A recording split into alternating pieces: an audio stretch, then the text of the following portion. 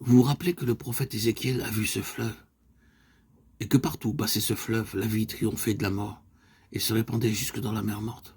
Là où le fleuve se déversait, tout reprenait vie. C'est la formidable puissance de la vie, de sa vie, de la vie de l'agneau, qui nous est imputée. Fabuleux. C'est facile à dire, mais ce n'est pas aussi facile d'accéder à cette vie quand il faut passer par ce genre d'expérience. Mais nous jouissons d'une position quasi inattaquable quand nous pouvons dire aux autres, vous savez, j'ai connu comme vous le désespoir. Plus d'une fois, je me suis trouvé dans une situation apparemment sans issue et j'ai été témoin de l'intervention du Seigneur pour me sortir de là et me ramener dans les sentiers de la vie. Celui qui est passé par là est en position de force. Il aura beaucoup d'influence et de poids et sera un instrument de choix. Le fleuve jaillit du trône de l'agneau. Ce genre de gouvernement s'exerce donc par une vie de consécration et de résurrection. Ici, je ne fais que mentionner les autres passages du Nouveau Testament. Dieu l'a ressuscité des morts. Cette vérité est incontournable, puissante. L'impact qu'elle exerce provient du trône. Je suis le vivant. J'étais mort et voici je suis vivant au siècle des siècles. Je tiens les clés de la mort et du séjour des morts, de Hadès.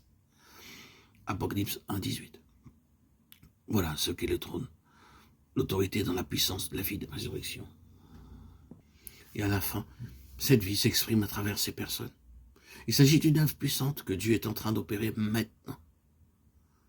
Passons maintenant au chapitre 21, verset 23 du livre de l'Apocalypse. La ville n'a besoin ni du soleil ni de la lune pour l'éclairer, car la gloire de Dieu l'éclaire, et l'agneau est son flambeau.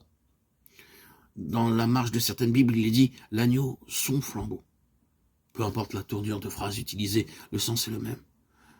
Ce que nous avons dit à propos de la vie s'applique également à la lumière. La lumière fait partie du gouvernement divin, elle exerce son autorité. Mais le sens de ce verset réside dans le fait qu'on accède à la lumière par le biais de la souffrance. La lumière s'acquiert et se reflète au travers de la croix. L'agneau est son flambeau. La lumière n'est pas quelque chose de purement cérébral.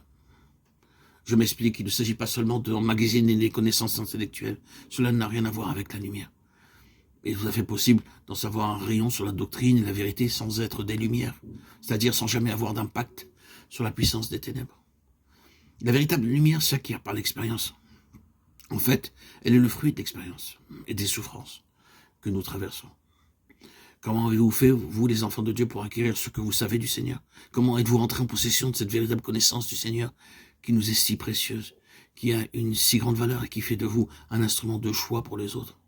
Par la souffrance, grâce au chemin difficile sur lequel le Seigneur vous a placé et grâce à l'œuvre de la croix qu'il a forgée en vous. L'agneau et son flambeau. C'est la souffrance qui engendre la connaissance, la lumière et le discernement. Il n'existe pas d'autre voie.